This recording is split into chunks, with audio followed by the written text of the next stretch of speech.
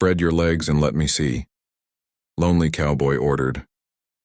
The giant bride on Christmas Eve, but the wind swept across the plains, biting through the thick layers of his coat, carrying the sharp tang of winter snow that had begun to settle over the ranch. The lonely cowboy stood at the edge of his weathered porch, boots scuffed from years of hard work, fingers curled around the railing, as if it could steady the storm inside him as much as the one outside.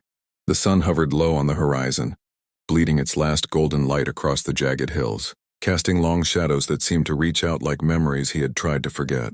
He had spent so many years here, tending to horses, mending fences, hauling wood through freezing nights, always keeping his own company, never letting anyone too close. Loneliness had settled into his bones, as steady and unyielding as the land beneath his boots. Christmas Eve had arrived again, and the empty quiet of the cabin pressed against him more heavily than ever, reminding him of years spent in isolation, of dinners eaten alone, of the laughter of family that had faded like smoke in the distance. A distant rattle broke the monotony, the unmistakable sound of a stagecoach crunching over frozen earth. The cowboy squinted through the dust and snow stirred up by the wheels, heart tightening in anticipation and anxiety. He hadn't expected it to arrive so quietly, almost like a ghost slipping through the wind, yet here it was. The driver pulled the reins, tipping his hat with a solemn formality, as if the gravity of the moment required more than words. "She's here," the man said, voice low. Almost a whisper carried on the wind, warning him that some things, once delivered, could not be taken back. The cowboy swallowed hard, trying to steady the lump rising in his throat. He had ordered a bride weeks ago, not out of whimsy but from a deep, gnawing need to fill a void he had long tried to ignore. The letter had called her a giant bride, a phrase that had made him smile, despite the unease twisting in his stomach. He had imagined someone strong, larger than life, not just in stature but in spirit, someone who could fill not only the empty space in his home but the emptiness in his heart. The stagecoach came to a halt with a final, shuddering jolt, tossing snow and ice into the air. She stepped down, tall and poised, her presence immediate and commanding, impossible to ignore. Even in the dimming light, he could see the determination etched in her features, the quiet confidence with which she carried herself. There was no hesitation, no timidity. She had walked into this unknown world with full knowledge that it was foreign, yet she did not waver. She looked at him, a faint smile touching her lips, as if sensing his doubt and challenge at the same time. It was a smile that carried warmth, but also the subtle strength of someone used to facing storms and enduring them. The cowboy felt a strange flutter of something long forgotten. Curiosity, perhaps, or hope. For a long moment they simply looked at one another, the cold air heavy between them, the snow swirling around like spirits dancing in the twilight. His hands, wrapped in gloves stiff with cold, fidgeted with the railing of the porch. Words seemed inadequate, failing under the weight of the moment. Finally he managed, You made it," voice rough and broken by years of silence. "I did," she said, voice calm and even unwavering in its steadiness. "I promised." Her eyes softened slightly, reading the tension that radiated from him, yet they did not waver. There was honesty in her gaze, a mirror reflecting the walls he had built around his heart. She was not here to coddle him or charm him with flattery. She was here to stand, to claim her place in a life that had been carefully constructed to exclude others. She did not flinch in the face of his solitude, but met it with quiet, unwavering strength. He gestured toward the cabin, its timbers darkened by decades of sun and snow, a small sanctuary that had protected him from the world's harshness. "Come inside," he said, voice rougher than intended. It's not much, but it's home." His words faltered, revealing more than he intended. Home had never truly felt like home until now, until the possibility of another soul standing under the same roof appeared in his life. She nodded, accepting the invitation without question, her presence confident yet unassuming. As they walked through the snow-dusted yard toward the cabin, the wind seemed to retreat, giving them a bubble of quiet intimacy, the kind that only winter nights in isolated lands could create. Inside, the cabin smelled of pine, smoke, and leather, a mixture that spoke of hard work and careful routine. The fire crackled in the hearth, filling the space with warmth and golden light, painting shadows across the rough wooden walls. The cowboy removed his coat, hands lingering on the fabric as if reluctant to let go of a piece of the past. She followed, removing her heavy cloak, revealing simple, practical attire beneath, elegant in its own quiet way. There was no grand flourish, no formal introduction. Only presence, and presence, he realized, was enough. They sat across from one another near the fire, the silence stretching comfortably between them at first. His fingers drummed lightly against the rim of his cup, a nervous rhythm, while she watched with careful, assessing eyes. I don't know if I'm ready for this, he admitted, voice low, burdened with years of solitude. I've been alone for so long I don't know how to let someone in. His confession, simple as it was, hung in the air like smoke, filling the room with weight and significance. Her gaze softened and she leaned in slightly, closing some of the distance his solitude had built. You don't have to share everything at once, she said gently, voice steady but infused with quiet strength. You only need to let me in a little at a time. That's how people learn to live together, how trust grows, how hearts mend. There was a patient wisdom in her tone, a recognition of the scars he carried, and yet an unspoken promise that those scars would not be judged or ignored. The fire's warmth seeped into the cabin, dissolving some of the tension that clung to his shoulders. Snow continued to fall outside, blanketing the land in white silence. But inside there was light, soft, fragile yet persistent. The cowboy looked at her, truly looked, and saw more than the letter's description of a giant bride. He saw a person, someone resilient, brave, and real, someone who refused to be small or unnoticed. And in that recognition, something stirred within him, a flicker of hope he had not felt in years. Words began to flow, tentative at first, small exchanges that revealed humor, sorrow, and shared understanding. Gestures followed, subtle touches of hands, nods and glances, building a fragile bridge over the distance he had spent a lifetime reinforcing. Time lost its strict rules. The snow fell endlessly outside, and the cabin became a universe of its own, a place where trust and companionship were slowly taking root. As the night deepened, he realized that this Christmas Eve would not be spent in the hollow ache of loneliness, as he had feared. Instead, it would carry the possibility of warmth, laughter, and shared life. The giant bride had arrived, not to solve his loneliness with words or promises, but to awaken something deeper, something that required honesty, courage, and the willingness to open his heart once again.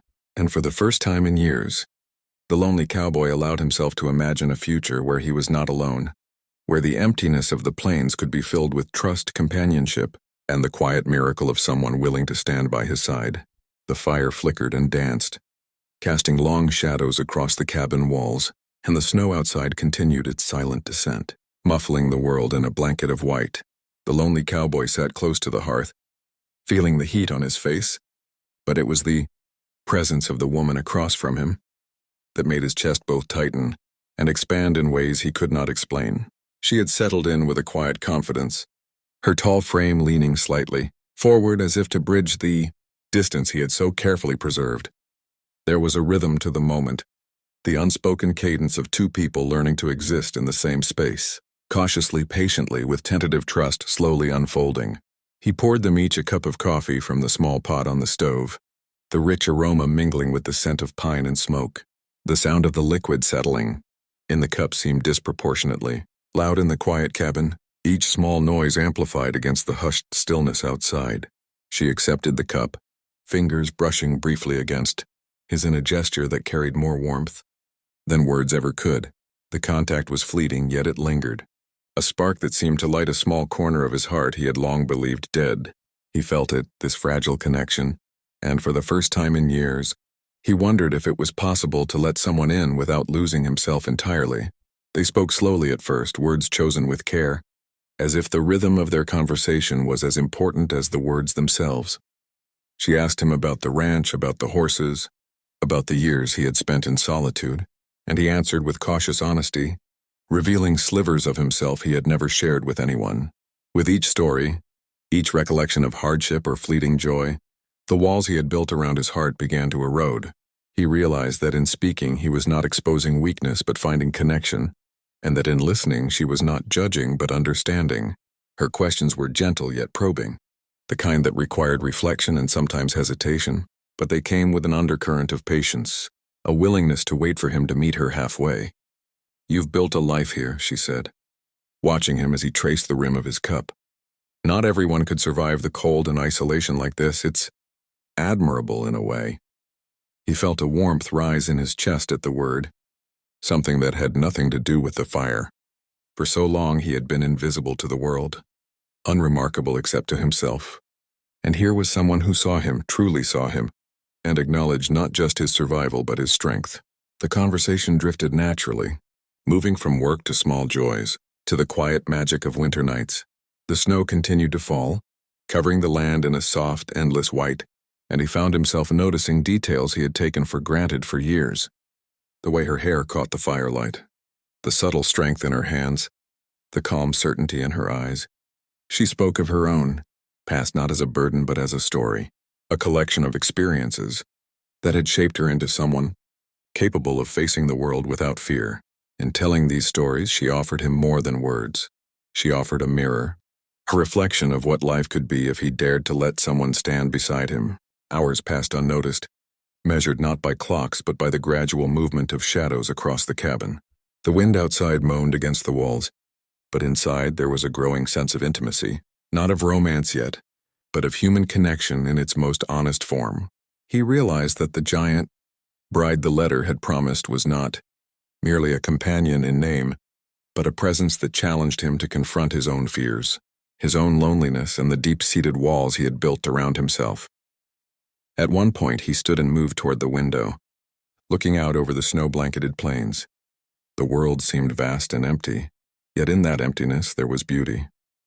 He felt a strange duality, the comfort of solitude he had known for years, and the pull of possibility she represented. She approached quietly, standing beside him, her presence steady, grounding. He did not speak immediately, yet the silence between them was not uncomfortable. It was a shared space filled with understanding, a language that did not require words. Finally he spoke, his voice low and thoughtful. "I don't know if I've ever done this before, opened myself like this. It's not easy letting someone in after so long." He looked at her, eyes reflecting both fear and hope. "But I want to try." She turned to him, her gaze unwavering, and a small, reassuring smile touched her lips. "That's all anyone can ask," she said. "One step at a time." There was no pressure in her words, only acceptance and invitation to trust, and he felt a weight lift, the burden of solitary strength easing just enough to make room for companionship. They moved closer to the fire again, the flames dancing across the walls, creating a sense of warmth that seemed to seep into more than just their physical bodies. They talked quietly, sharing small stories, anecdotes of winter nights past, of hard work, of fleeting joys and small victories. Each story wove a thread, binding them together in ways neither had anticipated. The cowboy realized that he was beginning to feel something he had long denied, the fragile stirrings of hope that life could be different, that his heart could accommodate another without losing its identity. Outside, the snow fell heavier, covering tracks and erasing the marks of the world beyond the cabin. Inside, the warmth grew, not just from the fire, but from the presence of someone willing to stay, someone willing to witness his life without judgment. He found himself laughing quietly at one of her stories, the sound foreign yet comforting in the quiet cabin. She smiled at him, and in that smile was a promise of understanding, of patience, of shared nights like this, where the world outside could be ignored and the present could be savored. Time lost its rigidity. Hours became moments, moments became memories. The snow continued its relentless fall, a white shroud over the vast, lonely plains, but inside there was light, warmth, and a growing sense of possibility.